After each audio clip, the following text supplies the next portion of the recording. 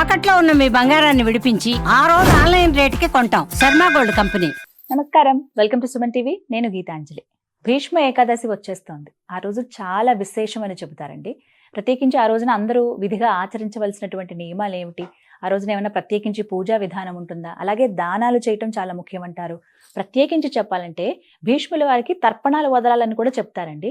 ఇది అందరం చేయొచ్చా, వీటికంటూ ఏమన్నా నియమాలు ఉన్నాయా, తెలుసుకుందాం. వీటి గురించి వివరించేందుకు ప్రస్తుతం మనతో పాటు ఉన్నారు ప్రముఖ జ్యోతిష్యులు బ్రహ్మశ్రీ నందిభట్ల శ్రీహరి శర్మ గురువు గారు. వారితో మాట్లాడదాం. గురుగారు నమస్కారం అండి. వాగర్థావివ సంపృక్తౌ వాగర్థ ప్రతిపత్తయే జగతః పితరౌ వందే పార్వతీ పరమేశ్వరౌ. సదాశివసమారంభాం శంకరాచార్య మధ్యమాం అస్మదాచార్య పర్యంతం వందే గురు పరంపరాం. ఆదిత్యాయ చ సోమాయ మంగళాయ బుధాయ చ గురు శుక్ర శనిభ్యశ్చ రాహవే కేతవే నమః. శృంగేరి జగద్గురు పీఠాధిపతులకి, కంచి పీఠాధిపతులకి నమస్కారములు తెలియచేసుకుంటూ కార్యక్రమాన్ని ప్రారంభిద్దాం. గురుగారు, భీష్మ ఏకాదశి మామూలుగానే ఏకాదశులన్నీ కూడా చాలా పుణ్యప్రదమైనవి, విశేషవంతమైనవి. అందులోనూ భీష్మ ఏకాదశి ఇంకా విశేషం అని చెబుతూ ఉంటారు. ముందుగా విశిష్టత తెలియచేయండి. అలాగే ఆ రోజున ఖచ్చితంగా అందరూ నియమంగా ఎలా ఉండాలి, ఎటువంటి పూజా విధానాన్ని పాటించాలి? విశిష్టత భీష్మ ఏకాదశికి చాలా గొప్ప మహత్యము కలిగినటువంటి రోజమ్మ. మనకు నెలకి 2 ఏకాదశులు, సంవత్సరానికి 24 ఏకాదశి. మీరు గమనించి చూడండి, ఏ ఏకాదశికైనప్పటికీ కూడా ఏది ప్రాముఖ్యతో ఆ ప్రాముఖ్యత కలిగినటువంటి పదాన్ని ముందు పెట్టి ఆ ఏకాదశి అంటారు. అంటే సంతానాన్ని పొందాలంటే పుత్రద ఏకాదశి, పుష్టి ఉంటే పుష్టిద ఏకాదశి, ముక్కోటి ఏకాదశి, తొలి ఏకాదశి, వైకుంఠ ఏకాదశి, ఇలా పేర్లు అంటే ఒక పదముతో జరుగుతాయి. కానీ ఒక వ్యక్తి పేరు ముందు పెట్టి దాన్ని భీష్ముడు పేరు పెట్టి భీష్మ ఏకాదశిని పిలుచుకోగలిగేటువంటి గొప్ప తత్వాన్ని, అదృష్టాన్ని, అదృష్టము కాదు అంతటి విశిష్టత కలిగినటువంటి వ్యక్తి నా పేరుని ముందు పెట్టి ఏకాదశిగా పిలుచుకునే ప్రాచుర్యం మనకు వచ్చింది. ఇది భీష్మ ఏకాదశి. మనకు ఏకాదశి అంటేనే విష్ణు సంబంధంగా అనుకుంటుంటాం కదమ్మా. చాలా మందికి తెలియని ఒక విషయం, చాలా మందికి తెలిసిన విషయము, తెలియని విషయం ఏంటంటే, ఈ రోజున మనం అందరం కూడా అన్ని దేవాలయాల్లో కానీ మనకే కష్టం వచ్చినా తులసి చెట్టు దగ్గర కూర్చొని పిల్ల పాప జల్ల అందరూ, తల్లులు ముత్తాతలు అందరూ కూడా, తాతలు కూడా చేసినటువంటిది విష్ణు సహస్రనామ పారాయణం. ఆ విష్ణు సహస్రనామ పారాయణం పుట్టిందే భీష్ముడి దగ్గర నుంచి. అంపశయ్య మీద కూర్చొని ఉండగా విష్ణువుని స్తుతిస్తూ ఏకధాటిగా ఆ విష్ణువు యొక్క గొప్పతనాన్ని వర్ణిస్తూ చెప్పినటువంటి 1000 నామాలే విష్ణు సహస్రనామ పారాయణం. విష్ణునామాలు, విష్ణు సహస్రనామాలు. కాబట్టి అంతటి గొప్పవాడు. ఆ విశిష్టత, ఆ యొక్క ఏకాదశి యొక్క విశిష్టత ఏంటంటే, సాధారణంగా ఏకాదశి రోజున నియమాన్ని పాటించే వాళ్ళు ఉన్నారు. ఎందుకంటే ఏకాదశి రోజున పాటించడం వల్ల, ఉపవాస నియమాన్ని పాటించడం వల్ల శరీరంలో ఉన్నటువంటి అంతర్గత అవయవాలన్నీ కూడాను శుద్ధి అవుతాయి. దైవనామస్మరణ, ఇవన్నీ సైంటిఫికల్ గా ప్రూవ్. కాబట్టి ఇది ఎవరైనా కానీ ఆచరించవచ్చు. కాకపోతే దాని యొక్క విధానం ఒకటి ఉందమ్మా. ముందు రోజు అయినటువంటి దశమి రోజున సూర్యాస్తమయం అయిన తరువాత ఇక ఎటువంటి పదార్థాన్ని కూడాను భుజించకూడదు. పాలు తీసుకోవచ్చు, నిరాహారముగా ఉండకూడదు. పాలు పండ్లు తిని నేల మీద నిద్రించి ఆ రోజున దాంపత్యం పనికిరాదు. ఇక తదనంతరం తెల్లవారుజామునే ఏకాదశి, మాఘమాసం కూడా కలిసి వచ్చింది కాబట్టి ఇంతటి పవిత్రమైనటువంటి రోజున బ్రహ్మముహూర్త కాలంలో నిద్రలేచి అరుణోదయం అంటే సూర్యుడు రాకముందు ఎర్రటి తివాచీ పరిచినట్టుగా ఉన్నటువంటి ఆకాశం, ఆ సమయాన్ని గుర్తించి వెంబడే స్నానం ఆచరించాలి. స్నానం ఆచరించి ఉదయిస్తున్నటువంటి సూర్యుడికి నమస్కారం ఒకసారి చేసి సూర్యాయ నమః అంటూ 6 సార్లు అర్ఘ్యమిచ్చి సూర్యాష్టకం 6 సార్లు పారాయణం చేయాలి. చేసిన తరువాత తులసి చెట్టు దగ్గర కానీ రావి చెట్టు కింద కానీ కూర్చొని విష్ణు సహస్రనామ పారాయణం చేయాలి. విష్ణుమూర్తి చిత్రపటాన్ని కానీ విగ్రహాన్ని పెట్టుకొని పారాయణం చేసిన తర్వాత విష్ణుకి ప్రీతికరమైనటువంటి ఆవు పాలు, పండ్లు, అరటి పండ్లు ఇవి నైవేద్యంగా పెట్టాలి. ఇక ఆ రోజంతా కూడా విష్ణునామ స్మరణ చేసుకుంటూనే ఉండాలమ్మా. విష్ణునామస్మరణ చేసుకుంటూ ఉండి మధ్యాహ్నం నిద్రపోకూడదు. సాయంకాల ప్రదోషకాల సమయంలో మళ్ళీ స్నానం ఆచరించి విష్ణు దేవాలయానికి చేరుకోవాలి, శివాలయానికి కూడా చేరుకోవాలి. ఇక్కడ గమ్మత్తైనటువంటి ఒక విధానాన్ని ఎలా ఆచరించాలి అని అంటే, శివకేశవులకి భేదం లేదు కదా. కాబట్టి ఆ రోజున శివాలయము దగ్గర, శివలింగం దగ్గర ఈ తులసి మాల, అలాగే విష్ణు భగవానుడి దగ్గర మారేడు దళాల మాల, ఇవి రెండూ పెట్టి శివాలయం నుంచి తీసుకుని వెళ్ళినటువంటి తులసి మాల విష్ణు ఆలయంలో ప్రదోష కాలంలో ఇవ్వాలి. విష్ణు దగ్గర ఉన్నటువంటి మారేడు దళాల హారాన్ని ఈశ్వరునికి సమర్పించాలి. ఈ విధంగా చేస్తే కష్టాలు తొలగుతాయి, ఆర్థిక సమస్యలు తొలగుతాయి, ముఖ్యంగా అన్యోన్య దాంపత్యం కలుగుతుంది. ఈ విధంగా చేసి అర్చన చేసి ఆ విధంగా ఇక్కడిది అక్కడ అక్కడిది ఇక్కడ మాల ఇవ్వాలి.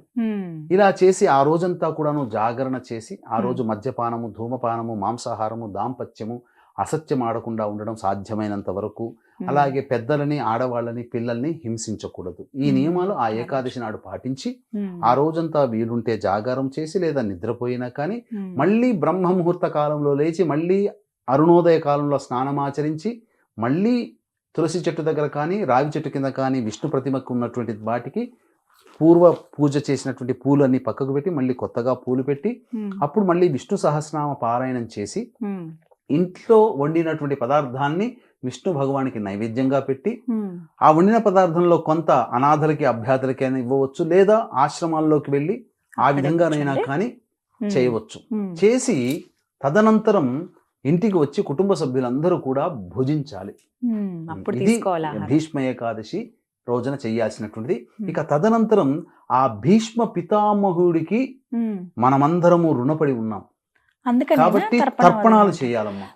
అంటే ఎలా అండి ఈ పద్ధతి? ఎలా ఇప్పుడు మనకి ఎందుకు తర్పణాలు చేయాలనేటువంటిది కూడా మనకు సందేహం వస్తుంది చాలా మందికి. అంటే వారికి చేయాల్సినంత అవసరం ఏమొచ్చింది అని అంటే, మనము ఏ వ్యక్తినైనా కానీ ధర్మరాజును అంటే ధర్మరాజు అన్నాం, కృష్ణుడు అంటే కృష్ణ భగవానుడు అన్నాం, దైవం అన్నాం, అర్జునుని అర్జునుడు అన్నాం, కానీ వ్యాస భగవాన్ని వ్యాస మహర్షి అన్నాం. కానీ మన కుటుంబ సభ్యుడిగా, మన తాతగా భీష్మ పితామహుడు అని అన్నామా? వీరినొక్కరినే భీష్మ పితామహుడు అని అన్నాం. ధర్మరాజుని అన్నగా మనం కూడా అన్నగా భావించామా? పేరుతోనే పిలుస్తాం. కానీ భీష్ముని మాత్రం పితామహుడు అంటే ఎవరు? ఇప్పుడు నేనున్నాను, నాకు తండ్రి పితృ, ఆ తండ్రికి తండ్రి అంటే నాకు తాత పితామహుడు. అంటే మనకందరికీ కూడా తాత, మనమందరూ కూడా ఆయన సంతానం. కాబట్టి ఆయనకు పెళ్లి కాలేదు కదా, కాబట్టి ఆయన చనిపోయిన తరువాత ఇక ఆ రోజు నుంచి కూడా కృష్ణ భగవానుల వారు ఆదేశించారు ఏమని, అందరూ కూడా భీష్ముడు చనిపోయినటువంటి రోజున ఈ సంబంధించినటువంటి తర్పణాది కార్యక్రమాలు ఆయన కోసం వదలాలి అని చెప్పి శాసించాడు.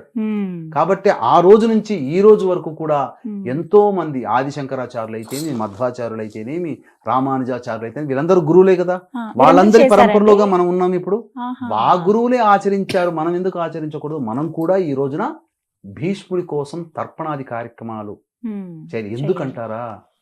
మనము ధరించడానికి, మనం రోజు విష్ణు యొక్క అనుగ్రహం పొందడానికి, ఇటు ఈశ్వరుని అనుగ్రహం పొందడానికి కూడా కొన్ని మార్గాలు భీష్ముడు చెప్పాడు, విష్ణువు యొక్క అనుగ్రహం పొందడానికి కూడా మార్గాలు చెప్పాడు. అన్నిటికంటే విష్ణు సహస్రనామ పారాయణం ఈ లోకానికి వచ్చింది. అంతేకాకుండా గొప్ప ధర్మశాస్త్రాలు ఈ రోజున, ఆ రోజునటువంటి ఎవరికి ఏ ధర్మ సందేహం వచ్చినా భీష్ముడిని అడగమన్నారు. సాక్షాత్తు కృష్ణుని అడిగితే కూడా నేను కాదు భీష్ముడిని అడగవయ్యా అని చెప్పారు. అంటే సాక్షాత్తు ధర్మానికి నిలువెత్తు స్వరూపము, శౌర్యానికి ప్రతాపానికి నిలువెత్తు స్వరూపము, మంచి గుణశీలవంతుడు భీష్మ పితామహుడు. కాబట్టి ఆయన్ని పితామహుడు, తాత అని పిలుచుకుంటూ ఉంటాం. కాబట్టి ఆయన బాధ్యత, ఆయన వారసులుగా మనం తర్పణాలు వదలాలమ్మా. ఎలా చేయాలండి మనం? ఈ తర్పణాలు ఏకాదశి రోజే చేయాలి. ఎలా చేయాలి అనేటువంటి విషయానికి వీక్షించేటువంటి ప్రేక్షకులకి గమనిక, ఈ ఫిబ్రవరి 12వ తారీఖు రోజున మాఘ పౌర్ణమి సందర్భంగా 144 ఏళ్లకి ఒకసారి వచ్చే కుంభమేళాలో త్రివేణి సంగమం క్షేత్రంలో ఉన్నటువంటి ప్రయాగరాజ్ క్షేత్రంలో ఈ జాతకరీత్యా కలుగు విద్య, వివాహ, ఉద్యోగ, దాంపత్య, సంతాన, అనారోగ్య సమస్యల నివారణకి, అలాగే ఇప్పుడు సమస్యలు ఎదుర్కొంటున్నామంటే అవి గత జన్మ కర్మదోషాలు కావున కర్మదోష నివారణ తిల హోమాలు ఈ 2025వ సంవత్సరం 12 రాశుల వారికి శని ప్రభావం చూపుతాడు. కాబట్టి శనీశ్వర దోష నివారణ హోమాలు పర్ హెడ్ 2100 రూపాయలకి చేయించడం జరుగుతుంది. అలాగే 13వ తారీఖు రోజున మఖా నక్షత్రం, పితృదేవతా నక్షత్రం, మనకు పుష్కరాలు ఎలాగో కుంభమేళా కూడా అలాగే. కాబట్టి భార్యాభర్తల వైపు మరణించినటువంటి ఆత్మతృప్తి కోసం, మరణించినటువంటి వారి ఆత్మతృప్తి కోసం పిండ ప్రధాన కార్యక్రమాలు, తర్పణాది కార్యక్రమాలు చేయించడం జరుగుతుంది. వీటి వివరాలు కార్యక్రమ తదనంతరం కాంటాక్ట్ చేసి తెలుసుకోవచ్చు. అలాగే పరిస్థితులు గనక అనుకూలిస్తే ప్రయాగ క్షేత్రంలోనే ఈ కార్యక్రమాలు 12, 13 తారీఖులో జరుగుతాయి. ఒకవేళ అనుకూలించకపోతే ఖచ్చితంగా కాశీ క్షేత్రంలో ఈ కార్యక్రమాలు జరుగుతాయని గమనించగలరు. ఇక తర్పణాది విషయాలకు వచ్చేసరికేనమ్మా, ప్రధానంగా ఆ రోజున కొన్ని వస్తువులు దగ్గర పెట్టుకోవాలి. గ్లాసులో మంచినీరు, ఒక స్పూను, అందులో కొంత 20 గ్రాముల నల్ల నువ్వులు వేసి ఒక కటోరి గిన్నె లేదా బౌల్ ముందర పెట్టుకోవాలి. ముందుగా తూర్పు వైపున తిరిగి నమస్కారం చేసుకొని గణపతికి నమస్కారం చేసుకొని, ఓ గణాధిప, ఈ లోకానికంతటికీ పితామహుడైనటువంటి భీష్ముడికి వారసుడిగా నేను తర్పణాలు వదులుతున్నాను, ఆ తర్పణ ఫలితం భీష్ముడికి చెందుగాక అని చెప్పి అనుజ్ఞ తీసుకొని దక్షిణం వైపు ఫేస్ పెట్టి ఏమీ చెప్పాలి. ఎవరైనా చేయొచ్చునమ్మా. మా బ్రాహ్మణులు అయితే మంత్రపూర్వకంగా చేస్తారేమో. ఇప్పుడు మనం బ్రాహ్మణుల కోసంతో పాటుగా మిగతా అన్ని వర్ణాల వాళ్ళు కూడా చెయ్యాలనే సంకల్పం కాబట్టి అప్పుడు మనసులో ఇప్పుడు చెప్పుకునేటువంటిది కొంత మనసులో చెప్పుకోవాలి. ఆయన వైయాగ్రపద గోత్రజుడు కాబట్టి వైయాగ్రపద గోత్రజుడైనటువంటి, పెళ్లి కానటువంటి, శూరుడు వీరుడు అయినటువంటి, గంగా తనయుడైనటువంటి, ధర్మశీలి అయినటువంటి, జ్ఞాని అయినటువంటి, యోగి అయినటువంటి భీష్మ పితామహుడికి నేను తర్పణాలు వదులుతున్నాను అని చెప్పి మనసులో సంకల్పం చేసుకొని అరచేతిలో ఆ నువ్వులతో కూడినటువంటి నీటిని వేసి ఈ బొటన వేలి గుండా, కుడి చేతి బొటన వేలి గుండా కటోరి గిన్నెల్లో పడాలి. పడుతూ ఉన్నప్పుడు భీష్మ పితామహం తర్పయామి తర్పయామి తర్పయామి, వైయాఘ్రపద గోత్రజ భీష్మ పితామహం తర్పయామి తర్పయామి తర్పయామి అని 3 సార్లు ఆ విధంగా వదలవచ్చు. 11 సార్లు అయినా వదలవచ్చు. ఈ విధంగా చేసినట్లయితే ఖచ్చితంగా భీష్మ పితామహుడి యొక్క అనుగ్రహం కలుగుతాం. అది తప్పదమ్మా. అలాగే ఈ రోజున దానాలు కూడా చేయాలన్నారు కదా గురుగారు, ఏమిటండి ముఖ్యమైన? ముఖ్యంగా మనం ఇంతకుముందు చెప్పుకున్నట్టుగా దానం అంటే విష్ణు సహస్రనామం ఆయన నుంచే పుట్టింది కదా. కాబట్టి విష్ణు సహస్రనామానికి సంబంధించినటువంటి పుస్తకాలు విరివిగా అందరికీ దానం చేస్తే, ఒక 100 మందికి దానం చేశారనుకోండి, 5 మంది అయినా విష్ణు సహస్రనామ పారాయణ చేస్తారు కదా. కాబట్టి ఆ 5 మంది చేసిన పుణ్యమైనా దానం చేసిన వాళ్ళకి వస్తుంది. ఇక పైగా ఆ రోజున తిలలు దానం చేస్తే ఇంకా విశేషం, కర్మదోషం తొలగిపోతుంది. ఇక తరువాత చెప్పులు, వస్త్రములు, పండ్లు, అలాగే గొడుగు, ఇవన్నీ కూడా దానం చేయవచ్చునమ్మా ఏకాదశి రోజున. చాలా విశేషం. మొత్తంగా భీష్మ ఏకాదశి ఈ విధంగా అందరూ జరుపుకోవాలంటారు. చక్కగా వివరించారు గురుగారు, ధన్యవాదాలండి. సర్వం శ్రీ ఉమామహేశ్వర పరబ్రహ్మార్పణమస్తు.